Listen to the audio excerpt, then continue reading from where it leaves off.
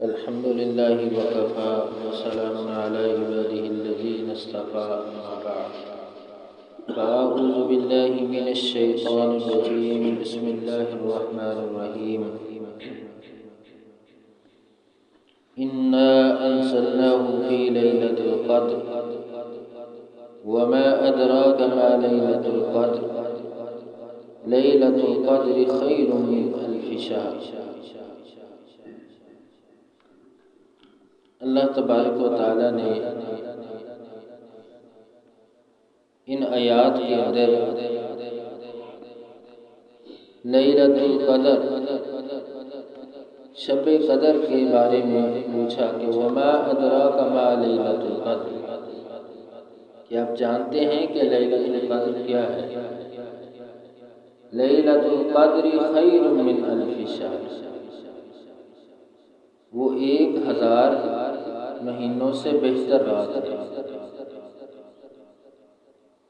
تنزل الملائکۃ والروح فیہا بإذن ربہم من کل امر سلام ہی حتی مطلع الفجر۔ اس رات اللہ کے فرشتے نازل ہوتے ہیں، سلامتی رہتی ہے یہاں تک کہ طلوع فجر کا وقت ہو جاتا ہے۔ تو میرے محترم سامعین کرام، یہ لیلۃ القدر کی فضیلت اللہ تبارک و تعالیٰ نے قرآن میں واضح فرمائی ہے۔ رسول اللہ صلی اللہ علیہ وسلم کا فرمان سیدنا ابو ہریرہ رضی اللہ تعالیٰ عنہ بیان کرتے ہیں کہ آپ صلی اللہ علیہ وسلم نے فرمایا من قام لیلۃ القدر ایمانا واحتسابا غفر له ما تقدم من ذنبه، کہ جس بندے نے لیلۃ القدر کا قیام ایمان کے ساتھ ثواب کی نیت سے کیا، اللہ تعالیٰ اس کی گزشتہ گناہوں کو معاف فرما دے گا۔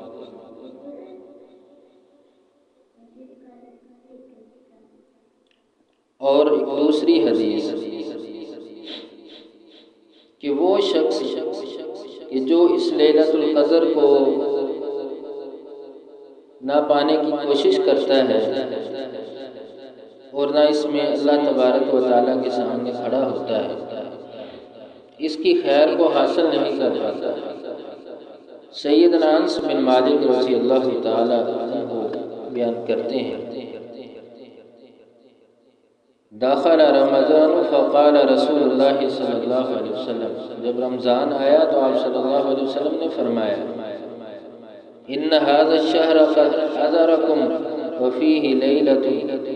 خیر من الف شہر، یہ مہینہ رمضان کا جو آیا ہے اس میں ایک رات ہے جو خیر من الف شہر 1000 مہینوں سے بہتر ہے، افضل ہے۔ من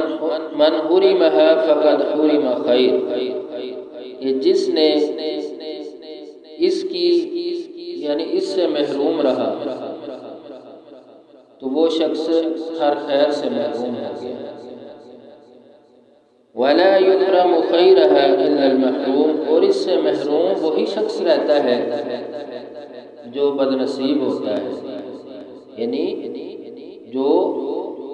اس رات کو پا نہیں سکتا، اس میں اللہ کی عبادت نہیں کرتا، اس کی فضیلت کو نہیں جانتا، عام دنوں کی طرح اس رات کو بھی گزار دیتا ہے، عام راتوں کی طرح اس رات کا بھی وہ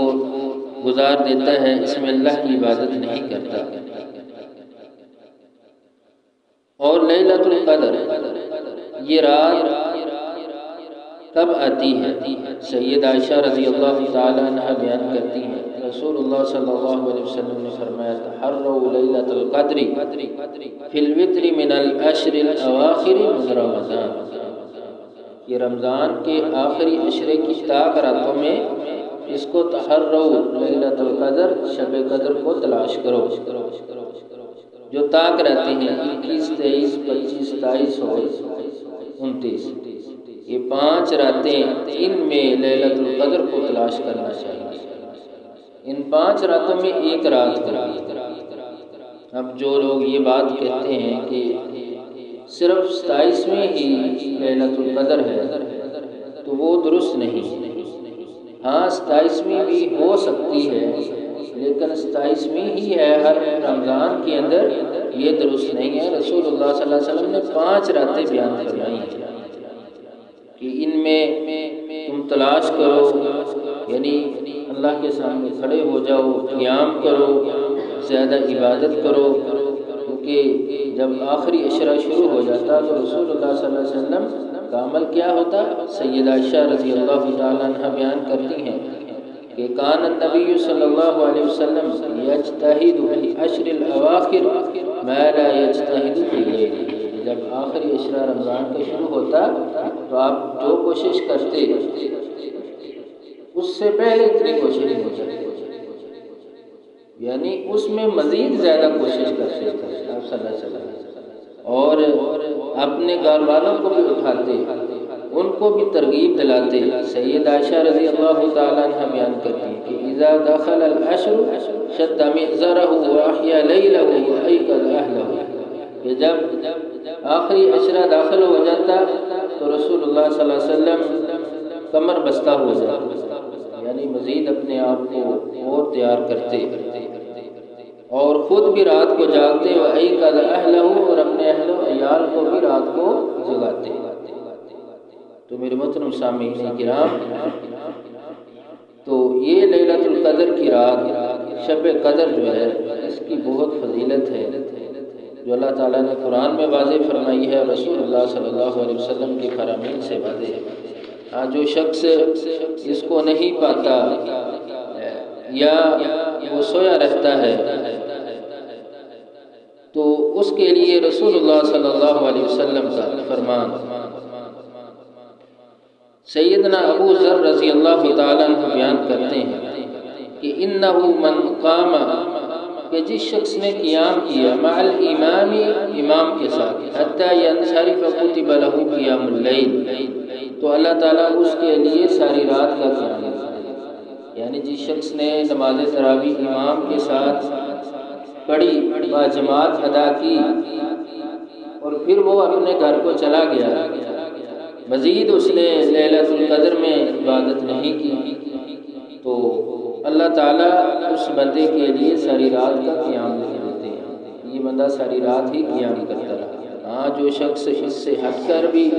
اللہ کے سامنے کھڑا ہوتا ہے، کوشش کرتا ہے، وہ اللہ تعالیٰ سے اور اجر و ثواب پاتا ہے۔ سیدنا عثمان بن عفان رضی اللہ تعالیٰ عنہ بیان کرتے ہیں کہ میں نے رسول اللہ صلی اللہ علیہ وسلم سے یہ بات سنی کہ من صلی العشاء فی جماعت فکأنما قام نصف اللیل، کہ جس شخص نے عشاء کی نماز باجماعت ادا کی تو گویا کہ اس نے نصف رات کا قیام کیا۔ ومن صلی الصبح فی جماعت، اور جس نے صبح کی نماز پھر باجماعت ادا کی، فکأنما صلی اللیل کلہ، تو گویا کہ اس نے ساری رات کا قیام کیا۔ یعنی عشاء کی نماز کو باجماعت ادا کرنا، پھر صبح کی نماز کو بھی باجماعت ادا کرنا، تو رسول اللہ صلی اللہ علیہ وسلم نے فرمایا اللہ تعالیٰ اس بندے کا ساری رات کا قیام لکھ دیتے ہیں۔ اور سیدہ عائشہ رضی اللہ تعالی عنہ لیلۃ القدر کی بارے میں رسول اللہ صلی اللہ علیہ وسلم سے پوچھتی ہیں، سوال کرتی ہیں کہ اگر میں اس رات کو پا لیتی ہوں، کوشش کرتی ہوں، تو پھر مجھے کیا کرنا چاہیے، کون سی دعا پڑھنی چاہیے، کیا عمل کرنا چاہیے؟ تو رسول اللہ صلی اللہ علیہ وسلم نے فرمایا کہ جب تم شب قدر کو پا لو تو تم پڑھو اللہم انک عفو تحب العفو فاعف عنی، کہ اللہ تو معاف کرنے والا ہے،